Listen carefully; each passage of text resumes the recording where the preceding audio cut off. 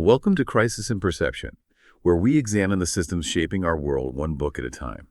Today we are undertaking a critical systems-level deep dive into what is arguably the most fundamental requirement for navigating modern complexity: critical thinking. Our source material is Stella Cottrell's absolutely essential guide, Critical Thinking Skills, Effective Analysis, Argument, and Reflection. The core question we're tackling is, well, it's far more complicated than it seems.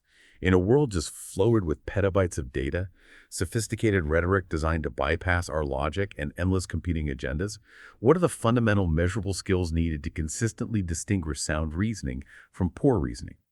We are constantly confronted by systemic issues, from assessing complex financial risks to evaluating public health crises, and our brains often default to what the book calls automatic pilot just to cope with the sheer volume. It's an efficiency mechanism, sure, but it's a dangerous one. It is the cognitive paradox of the modern age. It really is. When you are forced to process unprecedented amounts of information, every single day, you are compelled to rely on shortcuts, approximations, and, trusted patterns. But those are the exact weak points. Those shortcuts are precisely what bad actors or simply poor communicators exploit. So the goal of this deep dive isn't just a simple guide to better study habits. It's a systems analysis of how we think, how arguments are architected, and exactly where they fail. We are looking at critical thought not as some, innate characteristic that some people are born with, but as a learned, measurable, and highly structured system that demands conscious effort and practice. So our mission is to reveal the underlying structures of reliable thought, treating thinking itself not as a magical process, but as a learned system. To maybe set the context for the book, Stella Cottrell is an author who specializes in practical, skills-based learning, particularly for higher education. Her reach is phenomenal. She is not just an academic theorist, she provides the toolkits. Right, the practical application. Yes. She has published successful guides on everything from planning your dissertation and referencing and understanding plagiarism to the mature student's handbook. This portfolio really establishes her authority in the practical application and, mastery of complex intellectual tools. She bridges theory and application. It sounds like she writes for a very specific and often, I imagine, profoundly frustrated audience. She's addressing a common pain point in the education system. Precisely. The book is written explicitly for students, and frankly, anyone transitioning into a role that demands high-level analysis who receives that vague but damning feedback like, More critical analysis needed. exactly, and they're left completely unsure what is expected. It addresses a critical systemic difficulty found in that transition to higher-level thinking. And I find her analogy for this transition just fascinating. It's highly illustrative, isn't it? Cottrell points out that many people come from educational or training traditions, like high school or even specialized disciplines such as certain martial arts, where you are expected to memorize texts, learn movements by rote, and demonstrate respect by copying experts precisely. Intellectual obedience is the goal. It is. Then you get to higher education, or these high-stakes professional environments, and they demand the exact opposite. Questioning experts, challenging published material, and doubting one's own assumptions is not just allowed, it is the fundamental expectation. This transition is so difficult because the traditional learning system rewards rote memory and speed, while the modern analytical system rewards intellectual rigor and doubt. So the core of the problem is that we are being asked to build a completely new operating system for our brains, but we weren't given the installation instructions. That's where the central thesis comes in. Cottrell argues, and she's building on the influential framework developed by Edward Glaser, a major contributor to educational psychology in the mid-20th century, that critical thinking is an activity that requires constant, deliberate practice. It is not a single ability, but a synergy of three essential components: attitude, knowledge, and skill. A three-part system. Exactly. The knowledge component is the logic, the rules of inference, and the vocabulary of argument. The skill is the ability to actually perform the formal analysis on a text or a data set, but the necessary ingredient that makes the first two useful is the attitude, the mental posture required to engage critically. The ultimate goal, Cottrell notes, is to move the user beyond passive acceptance, just taking in the information, to what she calls conscious competence, where you can apply these detailed sub-skills intentionally and reliably to entirely new, unfamiliar situations. Okay, let's unpack this three-part Glaser framework, because it really feels like the systemic foundation of the whole book. Most people, when they hear critical thinking, they just focus on knowledge, Yeah. logic puzzles or learning fallacies. But you're saying that's only 1/3 of the operational system. Exactly. It's a common misconception. Knowledge provides the blueprint understanding concepts like validity, necessary versus sufficient conditions, and correlation versus causation. The skill is the execution, the ability to successfully break down a complex journal article or, I don't know, an impenetrable corporate memo into the claims that make it up. But the real gatekeeper, the part that most people never train, is the attitude, or what Cottrell, referencing educational psychology, calls the affective domain. I think the biggest surprise here from many listeners is that critical thinking is, in large part, an emotional discipline. Oh, it is entirely an emotional and psychological discipline. The source material highlights this as the natural resistance to learning to think critically. And why? Because genuine critique often challenges ideas, beliefs, or worldviews we have deeply internalized. Things we identify with. Yes. If a piece of evidence, say regarding the efficacy of a long-held business strategy or a political position you identify with, fundamentally contradicts your deeply held beliefs, your immediate, natural reaction is cognitive dissonance and resistance. And that's irrespective of your overall intelligence level. Learning critical thinking requires emotional self-management, the courage to let facts override your comfort zone. So it's not about being smart. It's about being brave enough to be wrong. In essence, yes. And that courage, it allows you to develop what's called non-dualistic thinking, which is absolutely crucial for higher level analysis. Dualistic thinking operates in comfortable, simple poles. Black and white, right and wrong, good and bad. It seeks immediate closure. It's easy, but sophisticated, complex problems like the ethics of AI development or modeling long-term economic stability, they rarely have simple binary answers. They operate on a continuum of possibilities, trade-offs, and necessary compromises. If you approach a complex problem with a strictly dualistic mindset, you cannot engage critically with nuanced evidence that might slightly contradict your starting position. Or, worse, you dismiss it as false simply because it is not 100% right. And this is where the system of, say, social media echo chambers creates a huge obstacle. The system itself rewards dualistic black and white thinking because it simplifies complex issues into easily digestible, polarized content, which makes that effective component of critical thinking harder than ever. It creates a feedback loop, absolutely. Dualistic thinking is comfortable, complexity is taxing. So if you operate within a system that validates your comfort and punishes complexity, your critical attitude muscle just atrophies. The ability to hold two conflicting ideas in your head, assess the evidence for both, and wait for a judgment, that is the mark of high-level critical thought, and it requires extraordinary emotional regulation. So if critical thinking is a system we practice, then it must rely on a set of foundational, almost mechanical mental disciplines, the building blocks that we need to rehearse daily. Cottrell refers to this as developing critical muscle. And these are the cognitive baseline skills. They are about training your attention and organization so the brain doesn't take those inaccurate shortcuts. These skills are often taught implicitly, but they need explicit, dedicated practice to become reliable. Okay, so let's look at how we train that muscle. The first one you mentioned is focusing attention. Focusing attention. This means training the mind to notice relevant, fine detail and patterns within the bigger picture, and perhaps more importantly, noticing what is missing. The exercises described in the source are deliberately simple. Things like visual pattern recognition, looking at nearly identical images, and finding subtle differences. Why so simple? Because the brain's automatic pilot looks for approximations. It tells you, these are two boxes of circles, move on. Critical thinking demands you override that approximation and actively search for the precise discrepancy. Right. It's the difference between skimming the executive summary of a 50-page contract and actually spotting the single relevant clause buried on page 37 that changes the entire liability structure. Exactly. The difference between seeing a politician giving a speech and noticing that the crowd is sparse, the camera angle is highly flattering, and the speaker just contradicted a point they made last week. The next core skill is categorizing and sequencing. Critical thinking requires organizing information logically.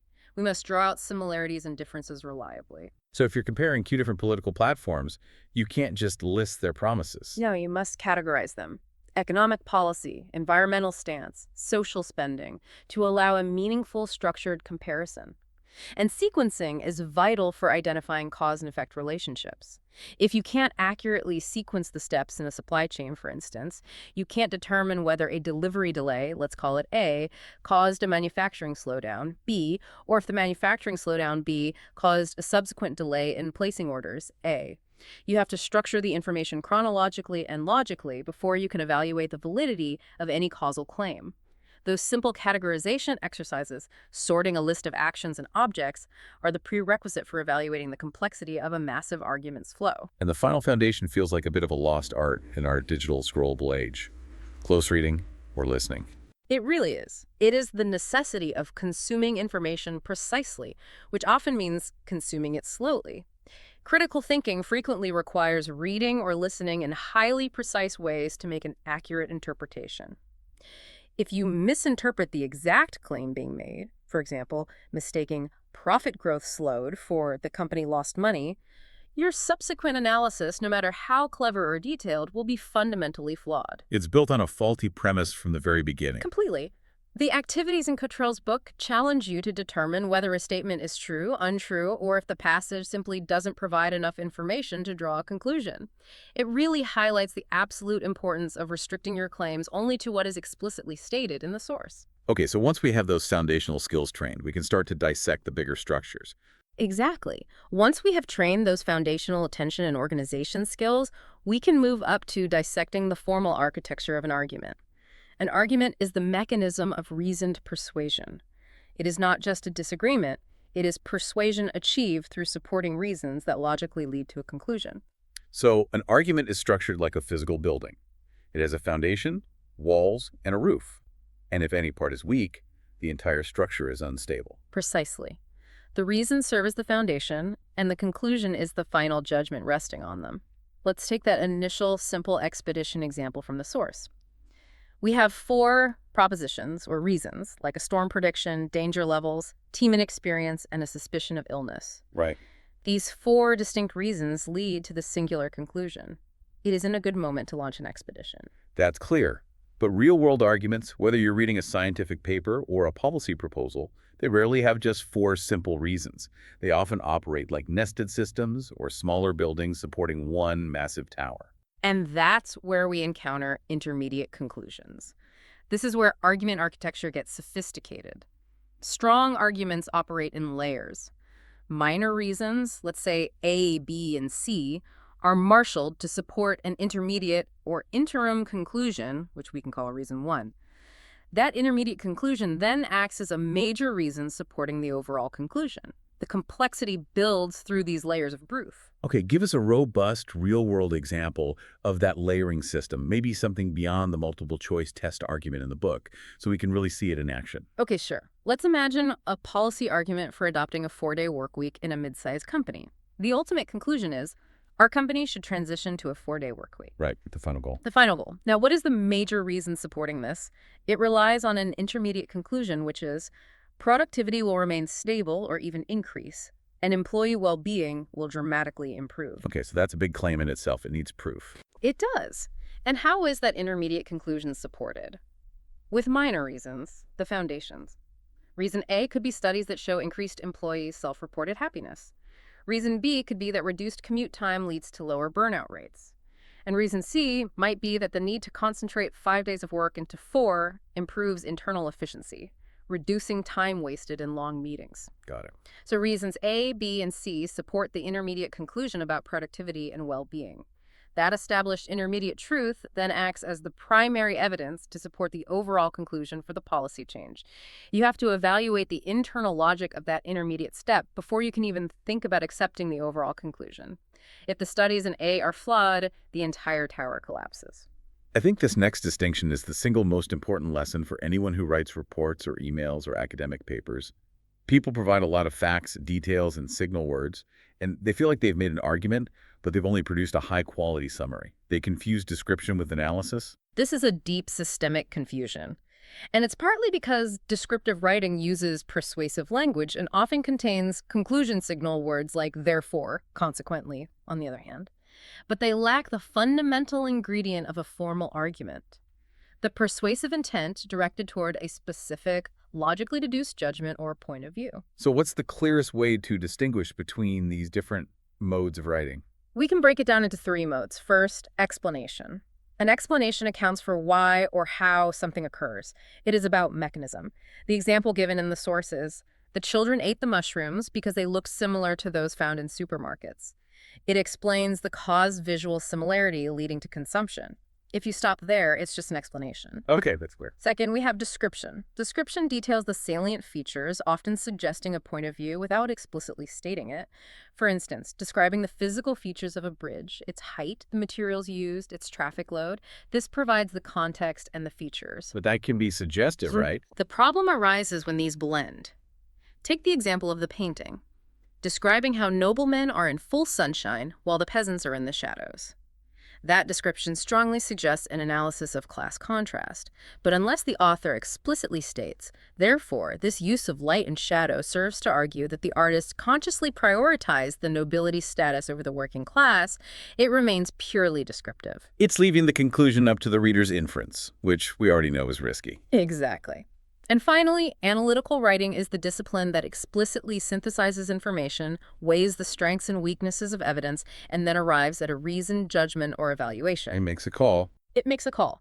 It's the movement from the bridge failed because the steel corroded due to high salinity, which is an explanation, to given the corrosive environment, the best engineering decision for the new bridge is to utilize a carbon fiber suspension system despite the higher upfront cost, because the long-term maintenance savings outweigh the initial investment. That's an analytical judgment. Analytical writing doesn't just present the facts. It uses them to justify a decision and defend it against alternatives. It's the highest level of this thinking system. Okay, so now we transition from mapping good architecture to mapping the common flaws in our cognitive system, the vulnerabilities that make our thinking weak. Right. We talked about automatic pilot. We have to acknowledge that the brain is supremely efficient at finding ways to save mental energy. This efficiency is necessary for processing the world, but it's precisely where weak reasoning takes root, because the brain prioritizes speed and approximation over precision and accuracy. And that shortcut system is constantly making inferences, filling in the blanks. And that sounds highly vulnerable to what we call bias. Inference is the essential but risky tool of communication. I mean, we can't spell out every single premise and every argument. We rely on the listener to fill in missing steps. But this necessity makes us deeply vulnerable to bias. What is obvious to one person, reflecting their cultural context, their historical experience, or their personal prejudices, may be totally opaque or even false to another, especially if salient evidence is missing. The manager and staff example from the book really brings this to life. It does. If you see a queue outside a shop that should have opened at 9 a.m., the common inference, the automatic pilot guess, is that the customers are desperately waiting or maybe the staff is lazy.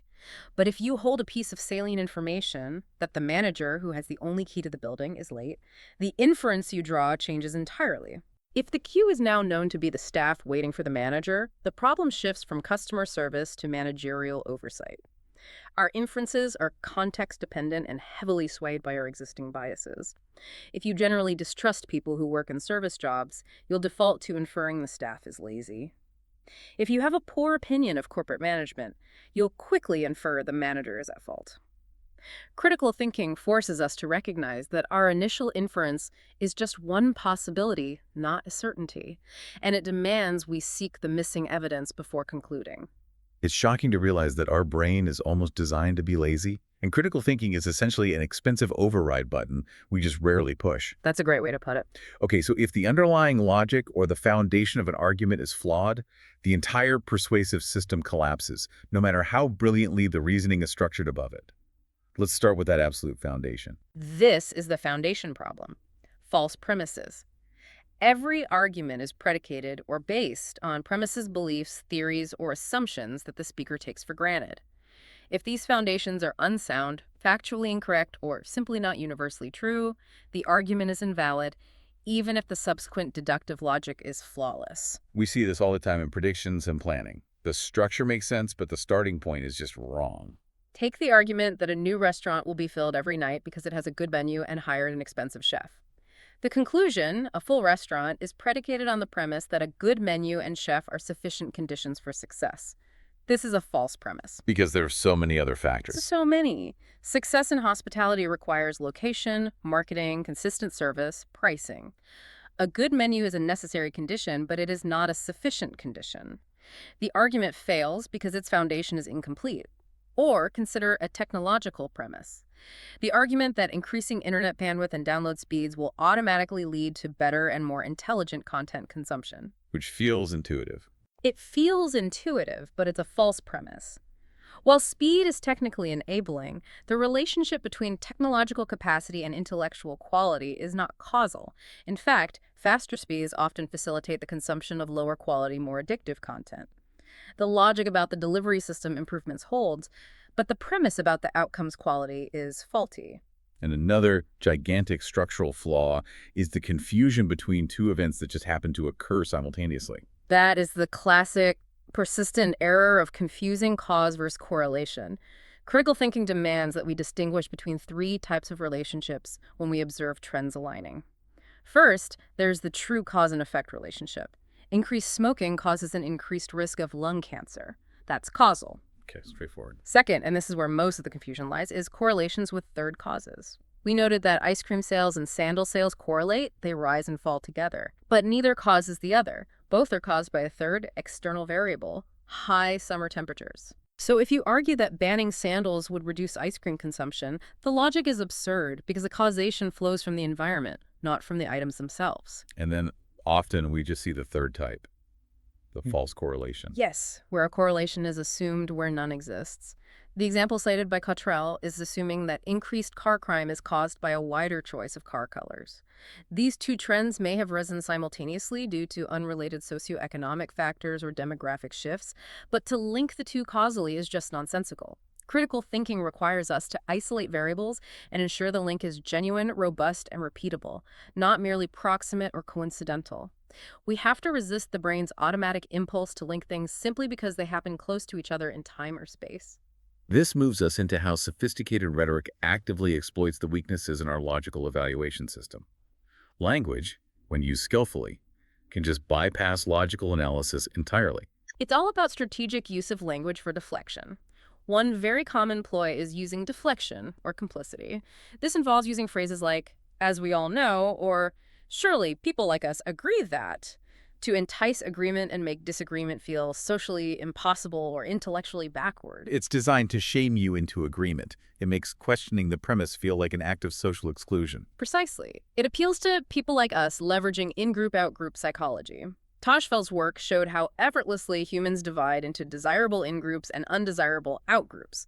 An author presents opponents of their argument as an undesirable out-group, say the elitists or the radicals, to ensure the audience is persuaded by the in-group views. This method uses social pressure instead of evidence. Things like appeals to common sense. Yes, or decency, or statements like anyone who has actually worked in the real world knows that. They're all designed to exclude the doubter. And stereotyping and association work similarly. They link an idea, a person, or a group to limited, often prejudiced traits to avoid explicit reasoning. The historical stereotype that linked doctors to men and nurses to women, for example, avoids needing to argue about actual professional competence and instead relies on deeply ingrained cultural shorthand. And in politics, linking a new policy to freedom or tyranny. Uses association to bypass a nuanced discussion of its mechanics and instead relies on a single, powerful, emotive word. Okay, so what about comparisons that feel intuitively persuasive but are logically baseless? The false analogy. The false analogy is a favorite rhetorical tool. An analogy is meant to draw out relevant similarities to aid understanding. A false analogy compares two dissimilar things to persuade emotionally, often by linking a new, unknown concept to something terrifying or positive, even if the structural relationship is non-existent. The classic example being the cloning and Frankenstein comparison. It's a perfect case study in deflection. Opponents of human cloning often argue it should be banned because we do not want to create Frankenstein's monsters. This comparison is profoundly flawed, both scientifically and literally. Frankenstein's monster, in Mary Shelley's novel, was a creature assembled from dead body parts. It was not a genetic copy. And it was fictional. And it's fictional. By ignoring the crucial differences, an assembly of parts versus cellular reproduction, and reality versus fiction, the emotional association of monster successfully distracts the audience from the actual complex biological argument about copying cells. Critical thinking demands we ask, are these two things truly comparable in the relevant ways? If not, the analogy is meaningless. All the elegant logic in the world falls apart if the evidence supporting the reasons is weak or unreliable. So how does the academic system categorize and judge the evidence itself? It needs a robust systemic filter. And it employs a strict reputability hierarchy. We divide evidence into primary sources, that's the raw material, raw data, original documents, eyewitness testimony, and secondary sources, which are materials written about the primary sources, like articles summarizing findings.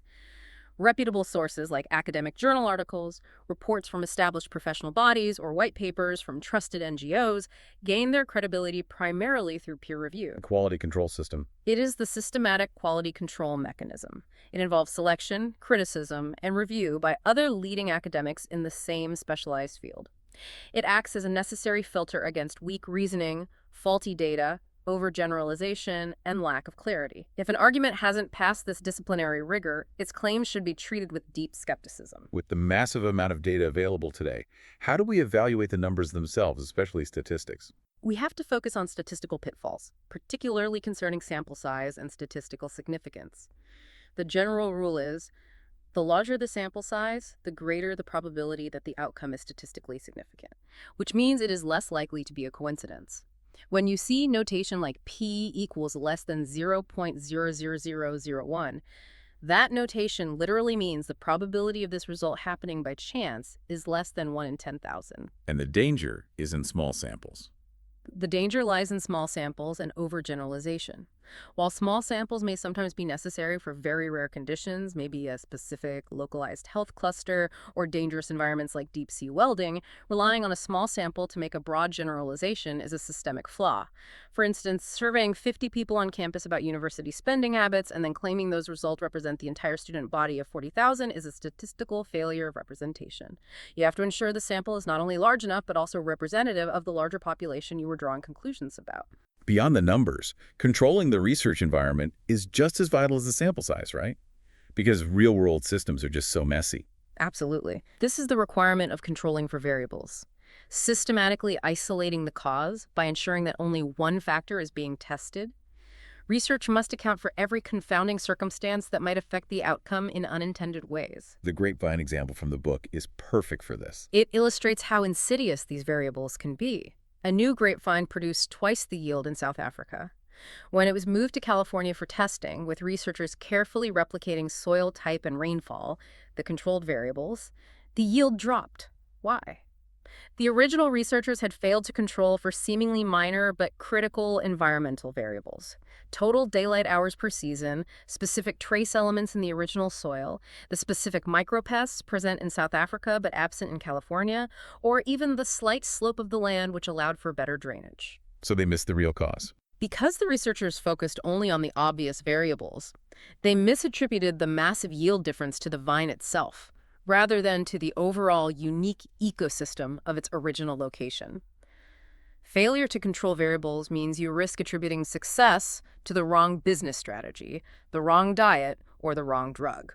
So once we've gathered and evaluated individual pieces of evidence through these filters, how do we construct a robust, comprehensive picture? Through triangulation. This is the disciplined act of checking and comparing different sets of evidence against each other, official records, witness testimony, photos, experimental data to see if they support or contradict one another. It's a system of cross-checking. For instance, if you are investigating a historical claim, you don't rely only on the memoirs of one politician. You check those memoirs against official government minutes, contemporary newspaper accounts, and private letters. And you have to be careful with what you're comparing. Crucially, when triangulating, we must ensure we are comparing like with like. A head teacher claiming improved student achievement rates must be checked not only against general government records, but against similar schools in similar economic areas serving similar demographics. If the head teacher compares their school's progress to a group of schools serving much wealthier, smaller populations, the comparison is skewed and meaningless. Triangulation requires intellectual rigor in selecting appropriate comparisons. So critical thinking is no longer an activity that's just reserved for the library. It has to extend to the massive volume of non-text formats, video, social media posts, documentaries, news clips that we consume every day. And that requires shifting our cognitive process from passive consumption to active viewing listening. When we're reading, we naturally self-pace, we pause, we reread. Digital media consumption is designed to be seamless and fast, encouraging us to internalize without interruption. Active viewing requires actively pausing, questioning the source, and challenging the narrative structure. You have to force yourself to ask, who created this content and for what financial or political purpose? What is the cost of them telling this story? And the visual element itself is a complex language that requires the same critical deconstruction we apply to text. Absolutely. Visual and audio languages rely heavily on connotation and association to persuade, just like written language. The choice of background music, the sudden shift to slow motion, the specific colors used, these are all persuasive signals, not neutral facts. We have to question the structure. What information or which perspectives were intentionally omitted? Has the material been manipulated, cropped to change context, cut and resequenced to alter the flow of events, or digitally enhanced to exaggerate an emotional response? Like in the critique of a simple presentation, the TED Talk example from the book. Exactly. Even material presented by a certified expert in a seemingly credible format must be subjected to scrutiny regarding its persuasive ploys. Is the speaker using personal anecdotes to substitute for data?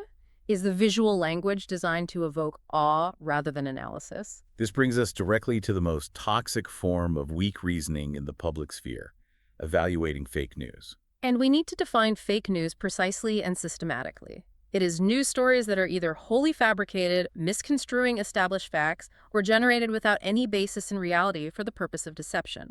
It is emphatically not simply news you disagree with or established belief systems, which may be challenged by new evidence, or items explicitly presented as satire or fiction. And the causes are pretty clear. The systemic causes are predictable. Strong vested financial or political interests, simple mischief trolling, or the highly effective desire to create a better story by exaggerating or omitting facts.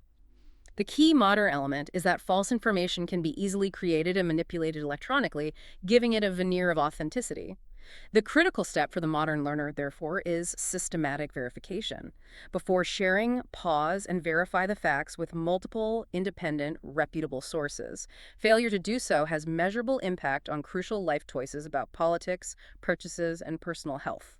When we apply the lens of critical thinking to political systems, we see all the flaws we've discussed, especially assumptions and fallacies, just magnified on a public stage. Many arguments rely on unstated ideological assumptions which act as a collective blind spot for a society. These are things that are so ingrained in a political or cultural system that they are taken for granted, making them invisible to internal critique. Think about assumptions regarding the primacy of economic growth, or historical views on gender roles in the workforce, or fundamental beliefs about whether government intervention is inherently good or inherently bad. These are unspoken premises that don't need to be stated because everyone knows it's true within that political bubble. These assumptions are the foundation of many arguments, yet they are virtually unchallengeable unless the premise itself is exposed and questioned. So, if a politician bases an entire infrastructure plan on the premise that private industry is always more efficient than public works, that unstated premise is rarely debated, only the details of the plan itself. Exactly. Critical thinking forces you to dig underneath the stated argument and ask, what fundamental, unproven idea must I accept for this whole argument to make sense? And political debates are just rife with logical flaws used to justify actions, often used defensively. Oh, yes. One of the most common defensive flaws is the two wrongs don't make a right fallacy in action. This is the attempt to deflect criticism from a current action by pointing out that an opponent or a previous regime engaged in the same or worse behavior. The whataboutism defense. Precisely. The source provides the example of the council leader condemned for selling public assets cheaply. The leader defends the action by pointing out that the previous opposition party also sold assets cheaply. Logically, selling public assets cheaply to secure short-term political advantage is wrong, regardless of who did it before. The unethical behavior of Party A does not make Party B's identical behavior ethical. The public debate should focus on the validity and consequences of the act now, not on past hypocrisy.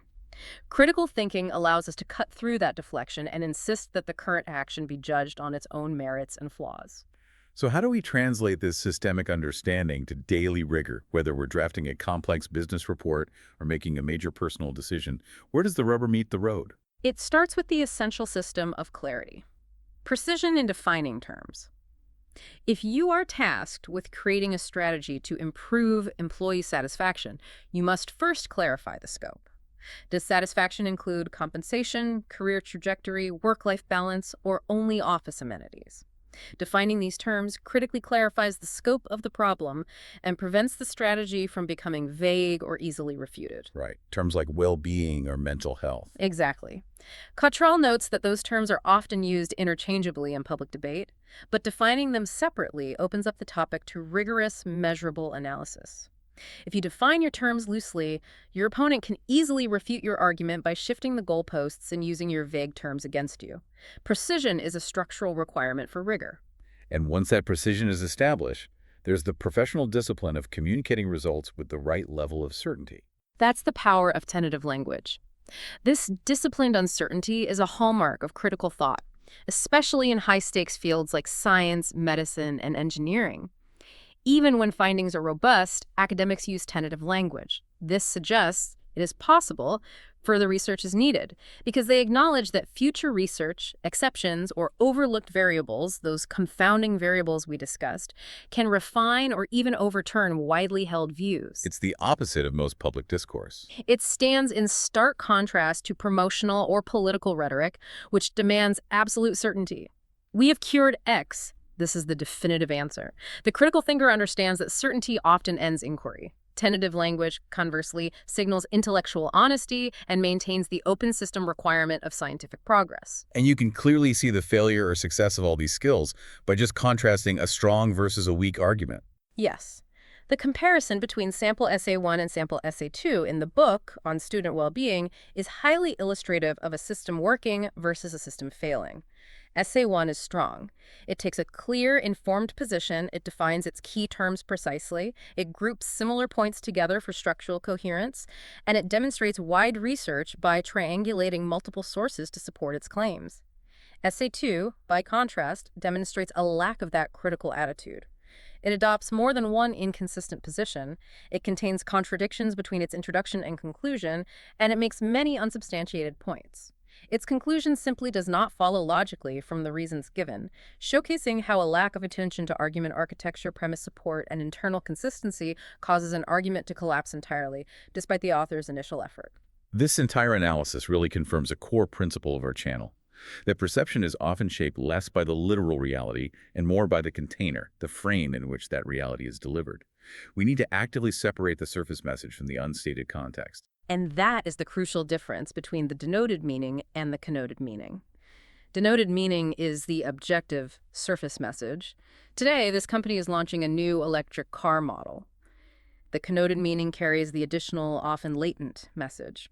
This car is a mark of future success. You should feel morally superior for driving this, or your neighbors will be jealous.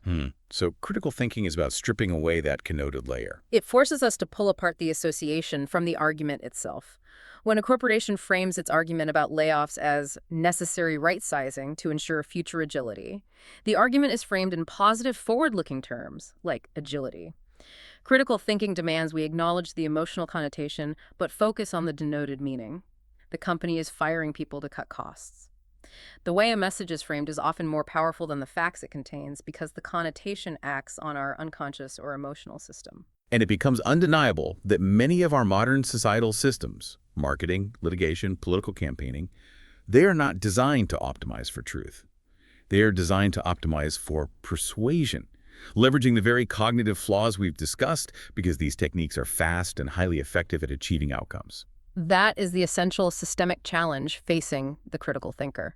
Systems like advertising lean heavily on false analogies, emotional language appeals to complicity, and the strategic omission of unfavorable data. They achieve the desired outcome, winning the vote, selling the product faster and more reliably than slow, nuanced, evidence-based reasoning. This creates a systemic environment where arguments with high persuasive power, regardless of their logical weakness, often prevail over the arguments built with intellectual rigor. So critical thinking is, in this context, an act of intentional cognitive resistance against highly effective systems of persuasion. It is the only defense. It allows the individual to operate outside the default programming of systems designed to influence us by relying on our lazy, automatic pilot thinking. We established that critical thinking requires overcoming significant emotional barriers, that natural resistance to challenging one's own deeply held beliefs. So how does an individual systematically bridge the gap between their initial confidence in their ideas and the actual competence required for rigorous analysis? The source uses student reflective logs, like those from individuals working on complex projects, as an excellent model for internalizing this practice. The journey from automatic thinking to conscious competence requires critical self-evaluation. Initially, students might report high confidence in superficial tasks. I am great in a PowerPoint. Or feel anxiety about the core topic. I'm worried about tackling cancer So research. they're focused on the surface. The essential shift happens when they realize that their initial goals, like making a resource that looked professional and usable, actually hindered them from thinking more deeply about the conceptual, intellectual rigor of the work. They start to realize that the thought process, the rationale, and the critical development of ideas were more important than superficial goals like aesthetics. Critical self-evaluation means constantly checking one's own assumptions, acknowledging personal anxiety as a factor in analysis, and redefining goals based on deeper, more analytical understanding. The reflective log becomes an essential system of intellectual accountability, forcing the individual to treat their own thought process as a system requiring constant review and maintenance. Okay, so to summarize the profound reframe provided by Cottrell's work, critical thinking is not about being generally smart or academically gifted. It's about mastering specific, measurable subskills, attention, categorization, and detailed argument deconstruction, and implementing disciplined habits, ruthlessly checking premises, systematically controlling for variables, and searching for underlying assumptions. It is a practice discipline, one that can be assessed, measured, and proved through mechanical exercises and intentional self-reflection. It is not a personality trait. The moment we treat critical thinking as a system of mechanics, we gain the tools to improve it reliably. And the ultimate skill, the pinnacle of this disciplined competence, is the consistent ability to ask the foundational questions.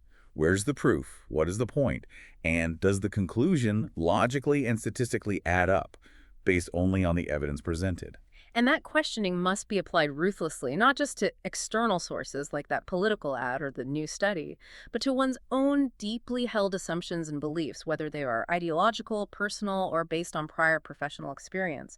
That capacity for critical self-doubt is the engine of intellectual honesty. This detailed analysis of the mechanics of human thought raises some critical systemic questions about how society prepares its citizens for a world saturated with persuasion. Our current educational and information systems consistently training the necessary skills of intellectual rigor and critical self-evaluation needed for the high-stakes decisions facing the modern world? What are the long-term societal consequences of allowing weak, emotive, and logically flawed reasoning to persist in public discourse when we have clearly defined tools available, as laid out by Cottrell, to promote better judgment? The gap between persuasion and truth is only as wide as our collective failure to apply these critical systems. Our deep dive today was based entirely on the book Critical Thinking Skills, Effective Analysis, Argument, and Reflection by Stella Cottrell. We encourage you, the listener, to read the book yourself. If you found the ideas valuable, please support the author by purchasing a copy or check your local library for free access. For a shorter visual overview of this topic, see the mini explainer linked in the description. If you enjoy this kind of systems-level analysis, please like, subscribe, and comment with books or topics you'd like us to explore next.